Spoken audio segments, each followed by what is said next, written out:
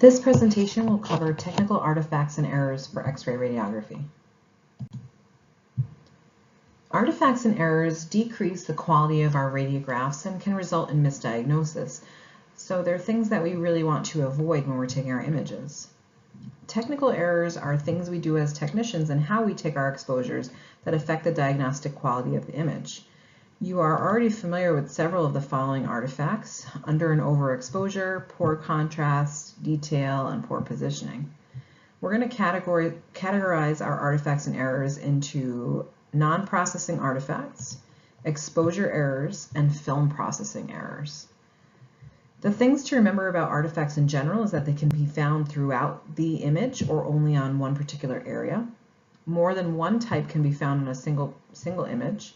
And if they're found consistently in the same location on multiple radiographs, you'll want to check things that are used for all of those, whether it's the cassette or the screen or the tabletop. So some of our non-processing artifacts include marks. Black marks can be caused by things like scratching the cassette or the protective film coating.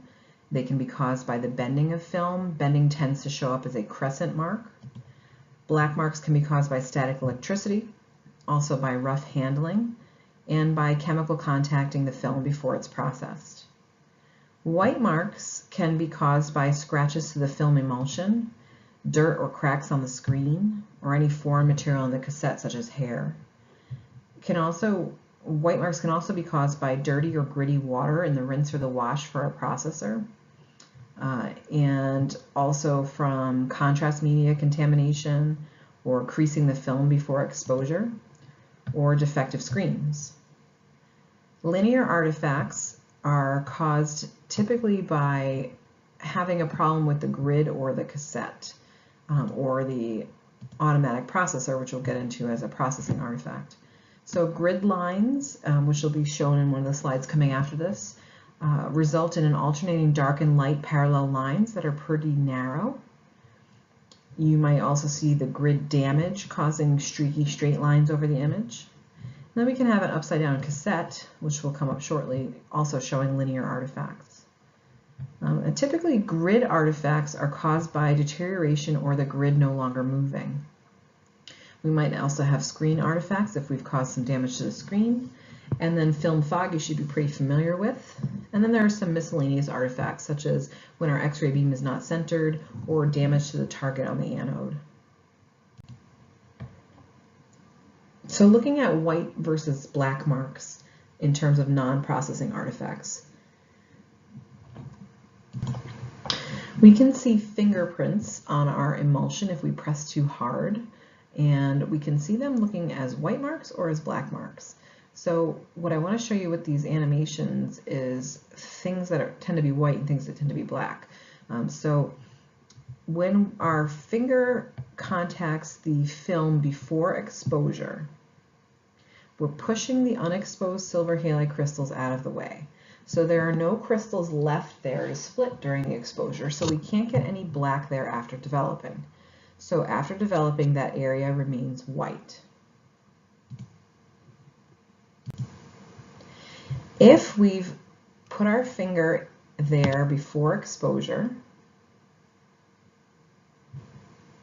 and before development, we get the white mark. But if we put our fingerprint there after exposure but before development, we end up with a dark gray or black mark. So if we've already taken the exposure and there are exposed crystals there, we're moving exposed crystals out of the way. So the split crystals are pushed together and create this darker outline around where your fingerprint was. And then the area on the inside is a little bit lighter because we've moved some of those exposed silver halide crystals out of the way. So we get black fingerprints or black marks if we've pushed the exposed crystals out of the way before we develop it. If we are doing it before the exposure, they're not exposed yet, so they can't ever become exposed, and that's where we get a white mark. So if we're contacting the film before the exposure, before development, we get white. If we contact the film after exposure but before development, we get black.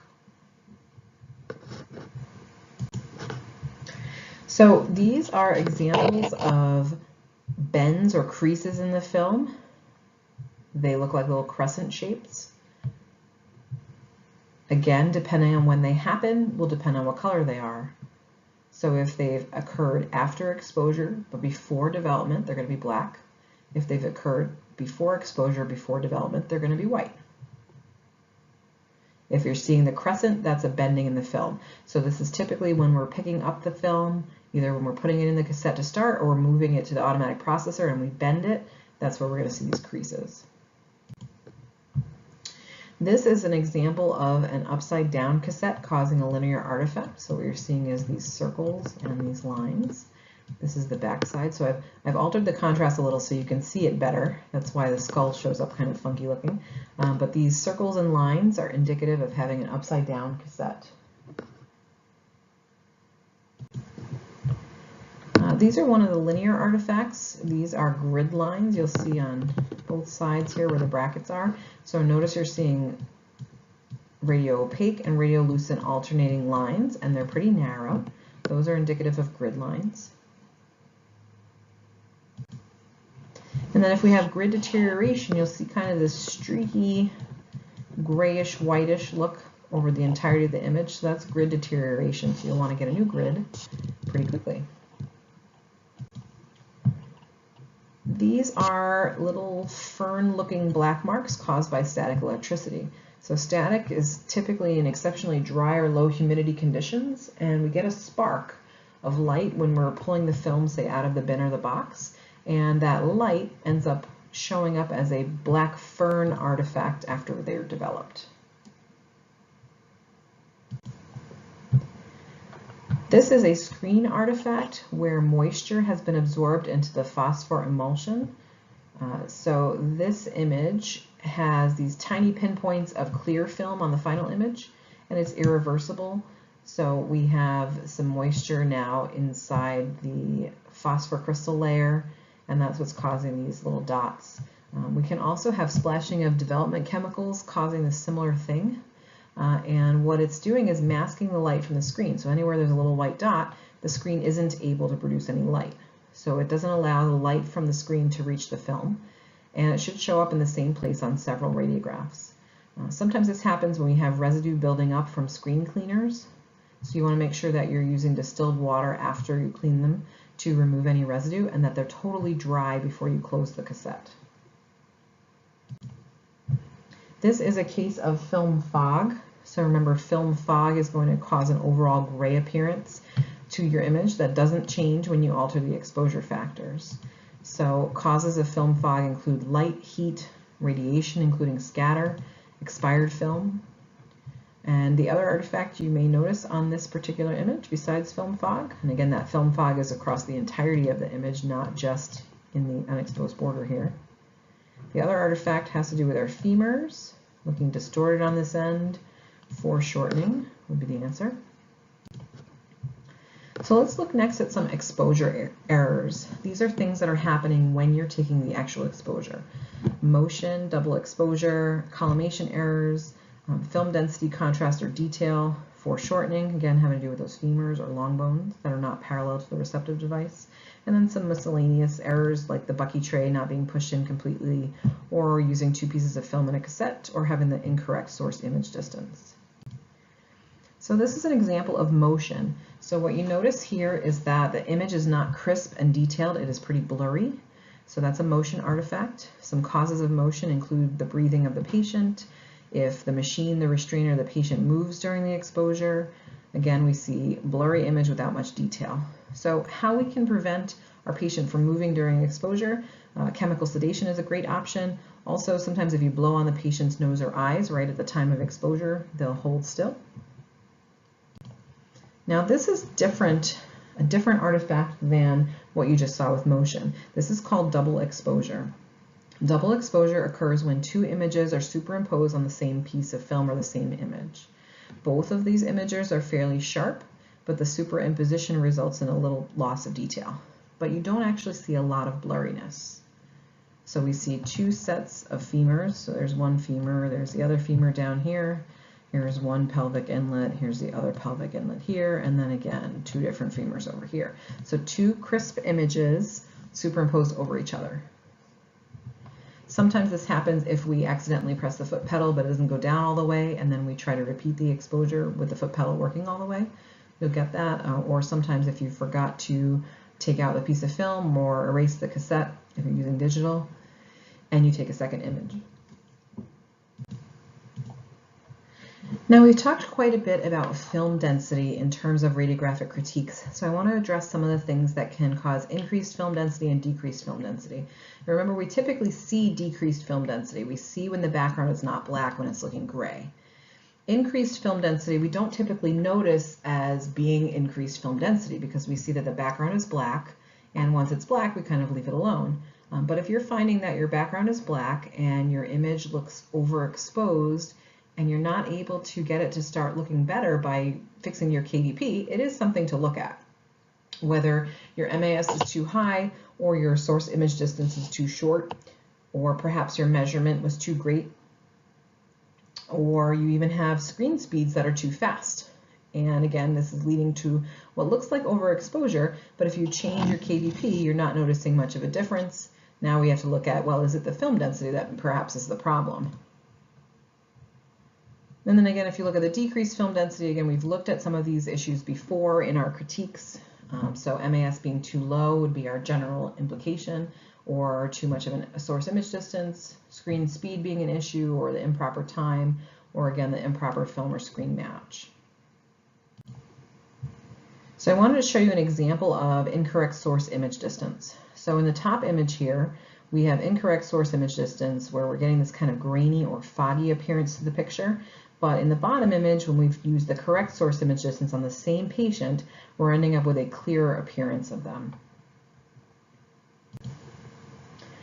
So we've talked a little bit also about lack of contrast and lack of detail. So lack of contrast, we're ending up with issues with our KVP or film fog or old film, scatter, again, those things cause film fog. No grid if we use tabletop instead of using the Bucky grid, and if our developer is exhausted. And then lack of detail we can get from magnifying our image, whether we want to or we did it inadvertently, whether the film and screen have poor contact within the cassette, incorrect source image distances, motion, double exposure, and when the X-ray beam is not properly aligned.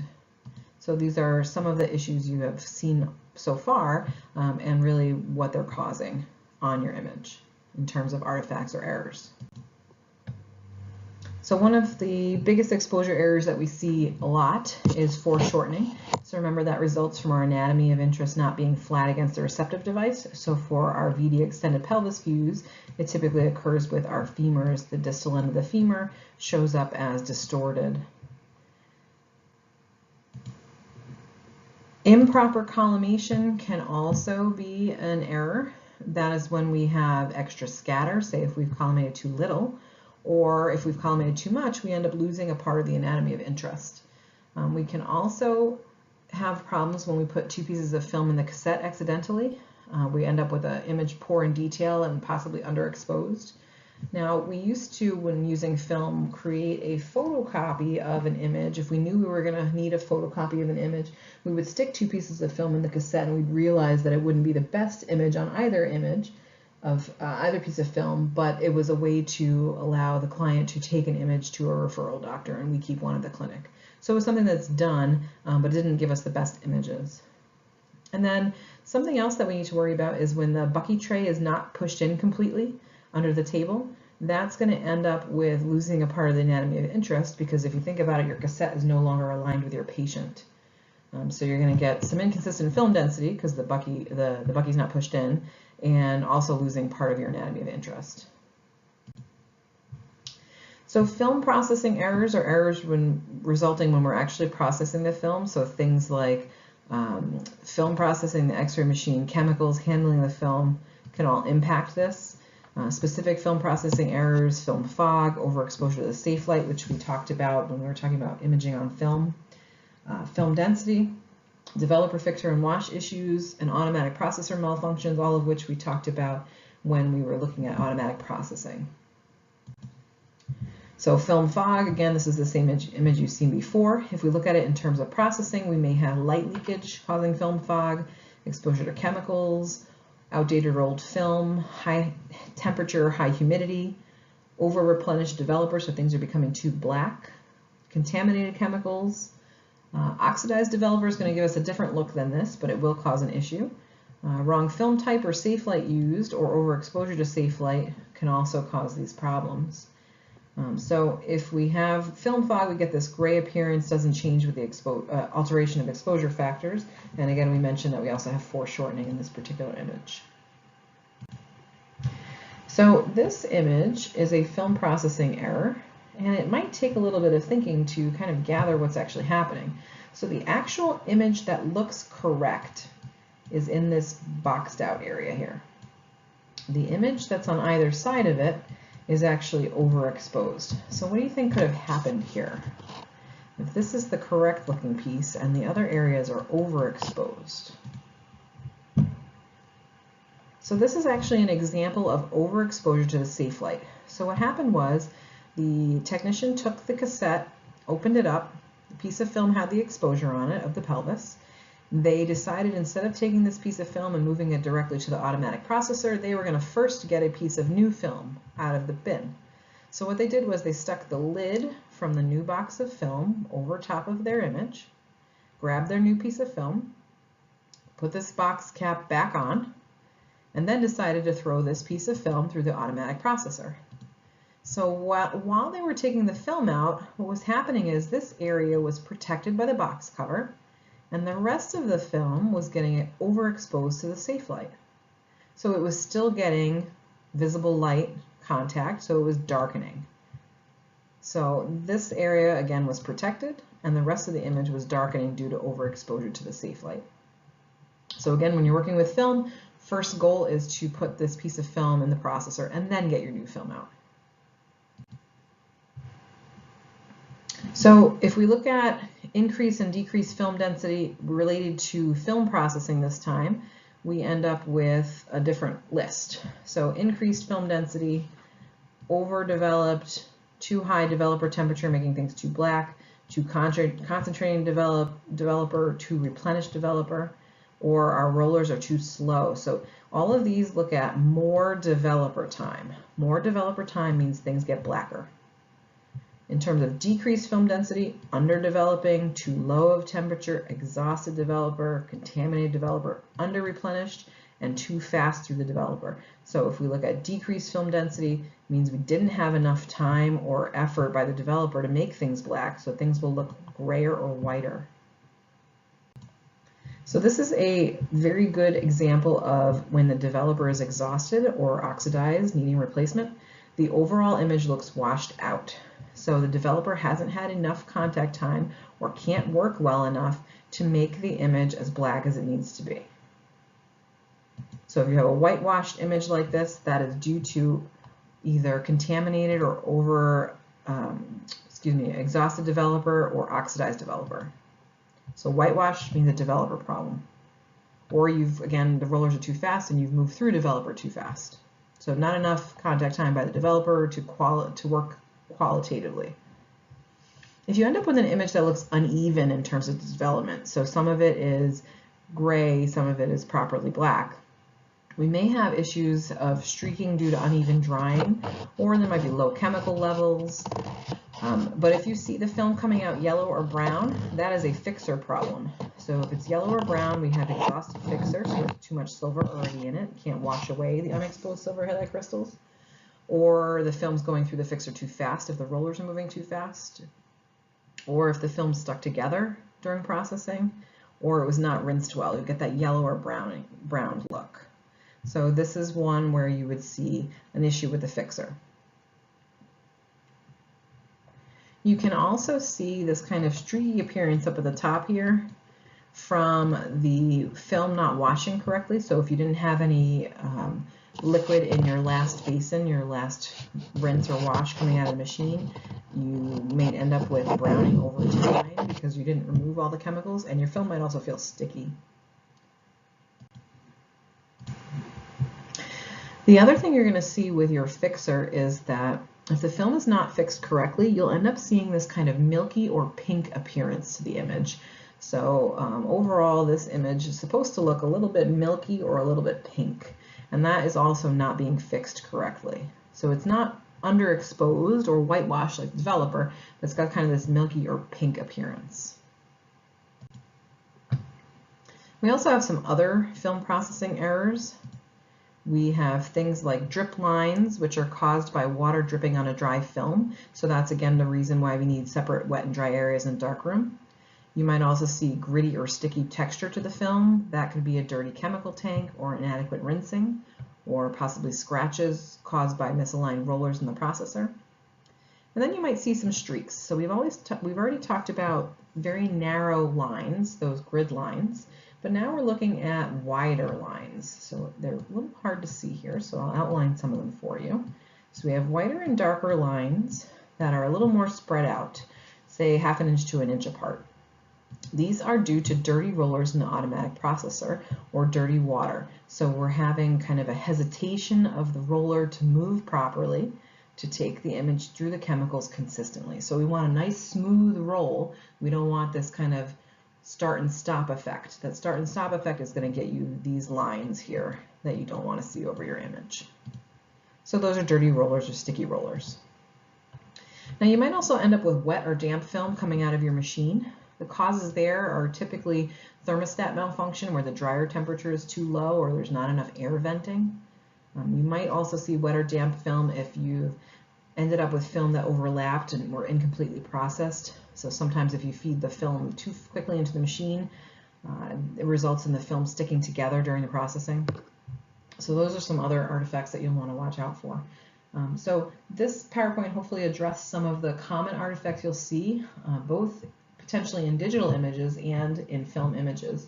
Again, anything happening with chemicals or processing as far as artifacts and errors go are only going to be seen in film. However, anything that can happen with grids or screens or the X-ray machine itself can occur both in digital and in film. So it's still worthwhile to know them all as a technician to be able to troubleshoot what might be happening with your equipment.